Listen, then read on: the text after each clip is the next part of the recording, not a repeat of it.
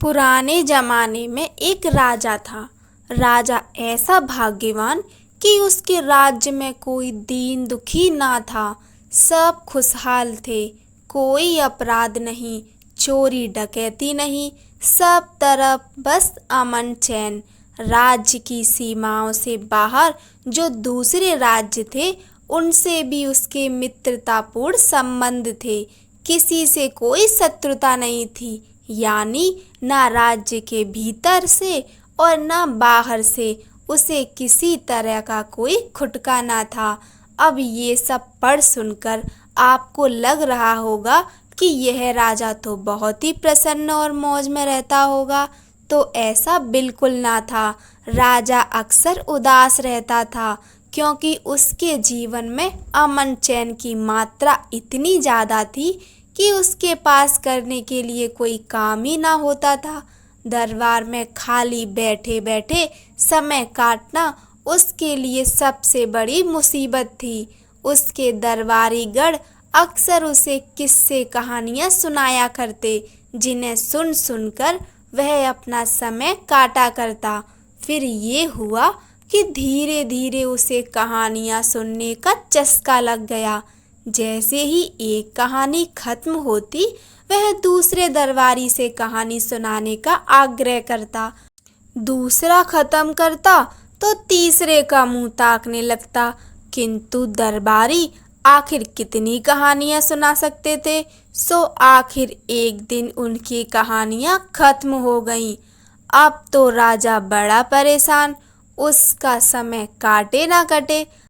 अब भी दरबारी उसके लिए छोटी मोटी कहानियां बनाकर लाते और सुनाते, किंतु उनसे उसका जीव ना भरता था, बल्कि उसकी कहानी सुनने की प्यास और बढ़ जाती थी। वह चाहता था कि कोई उसे ऐसी कहानी सुनाए, इतनी लंबी कहानी सुनाए कि जिससे उसका जी भर जाए।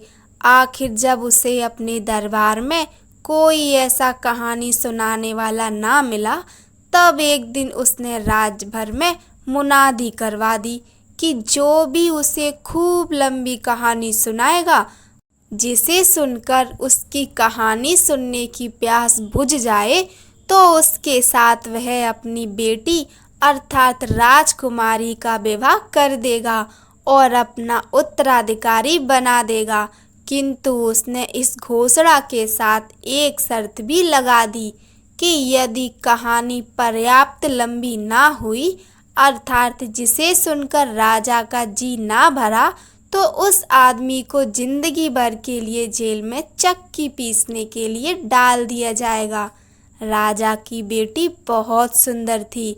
कहानी सुनाने के पुरस्कार के रूप में उससे विवाह की बात सुनकर कई लोगों के मन में लालच पैदा हुआ, किंतु असफल होने पर जेल जाने की शर्त सुनकर मन ममोस कर रह गए।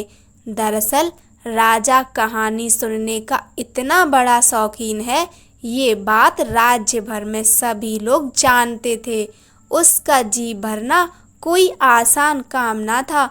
बड़ी हिम्मत करके एक आदमी सामने आया, उसने राजा को कहानी सुनाना शुरू किया। उसकी कहानी 3 महीने तक चलती रही। राजा बड़े चाव से सुनता रहा, लेकिन आखिरकार एक दिन उसकी कल्पना शक्ति ने जवाब दे दिया और वह कहानी को आगे बढ़ाने में असमर्थ हो गया।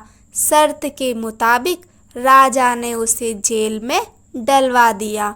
राजा फिर उदास रहने लगा। कहानी सुने बिना उसका मन न लगता था, किंतु जेल जाने के डर के कारण कोई अब उसे कहानी सुनाने को आगे न आता था। उसी राज्य में एक बुद्धिमान और साहसी युवक रहता था। वह मन ही मन राजा की बेटी से प्रेम करता था और उससे विवाह करना चाहता था। उसके कानों तक जब राजा की घोषणा पहुंची, तो वह अपनी किस्मत आजमाने दरबार में पहुंच गया। उसने राजा से कहा, महाराज, क्या ये सच है कि सबसे लंबी कहानी सुनाने वाले से आप राजकुमारी का विवाह कर देंगे। राजा, बिल्कुल सच है, किंतु असफल रहने पर तुम्हें जिंदगी भर के लिए जेल में चक्की पीसनी पड़ेगी, ये भी सच है। युवक, मुझे शर्त मंजूर है महाराज। मैं आपको अपनी कहानी सुनाना चाहता हूँ, जो एक बार एक प्रदेश पर हुए टिड्डी दल के आक्रमण से संबंधित है। राजा तो कहानी सुनने का तलबगार था ही, तुरंत तैयार होकर कहानी सुनने बैठ गया। युवक ने अपनी कहानी कुछ यूं शुरू की। एक बार एक राज्य था जिस पर हर साल टिड्डी दल का हमला होता था। इससे तंग आकर राजा ने नगर के बाहर एक विशाल गोदाम बनवाया और राज्य भर का सारा अनाज बड़े बड़े ड्रमों में भरवाकर उसके भीतर बंद करवा दिया।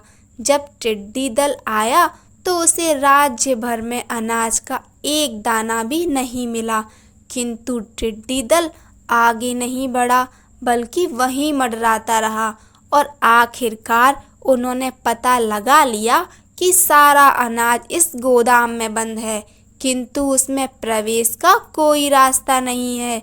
अनाज का पता चल जाने के बाद टिड्डियों ने गोदाम में प्रवेश के रास्ते की खोज शुरू की और अंततः एक ऐसा सुराग खोजने में सफल रहे जिसमें से होकर एक बार में केवल एक ही टिड्डी भीतर जा सकती थी और अनाज का दाना लेकर वापस आ सकती थी। फिर क्या था, उस सुराग से होकर पहली टिड्डी भीतर गई और अनाज का दाना लेकर बाहर निकल आई। फिर दूसरी टिड्डी भीतर गई और अनाज का दाना लेकर बाहर निकल आई। फिर और दूसरी टिड्डी भीतर गई और अनाज का दाना लेकर बाहर निकल आई। फिर और दूसरी टिड्डी भीतर गई और अनाज का दाना लेकर बाहर निकल आई। फिर और दूसरी टिड्डी। एक दिन बीता, 2 दिन बीते, धीरे धीरे हफ्ता बीत गया। युवक कहानी के नाम पर बस एक ही लाइन कहता जा रहा था। फिर दूसरी टिड्डी भीतर गई और अनाज का दाना लेकर बाहर निकल आई।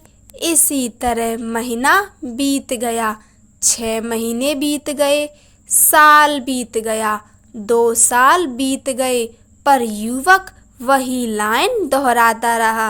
राजा बार बार एक ही लाइन सुन सुनकर बुरी तरह उकता गया और एक दिन बोला, नौजवान, आखिर कब तक इस तरह टिड्डियां गोदाम के भीतर से अनाज का दाना लेकर निकलती रहेंगी?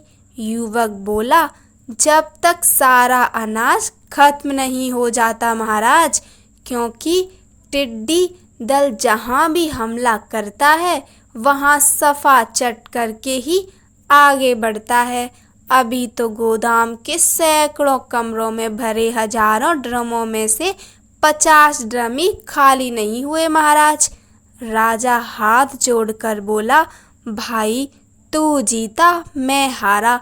मैं अपनी बेटी का विवाह तेरे साथ कर दूंगा और तुझे अपना उत्तराधिकारी भी बना दूंगा, किंतु अब ये कहानी और आगे नहीं सुन सकता।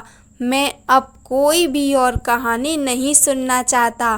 बस फिर क्या था, बुद्धिमान युवक का राजकुमारी से विवाह हो गया और वह राज्य का उत्तराधिकारी बना दिया गया। साथ ही राजा साहब का कहानी सुनने का चस्का भी जाता रहा। कहानी अच्छी लगी हो तो लाइक कीजिए, चैनल को सब्सक्राइब कीजिए। धन्यवाद। जय श्री राम।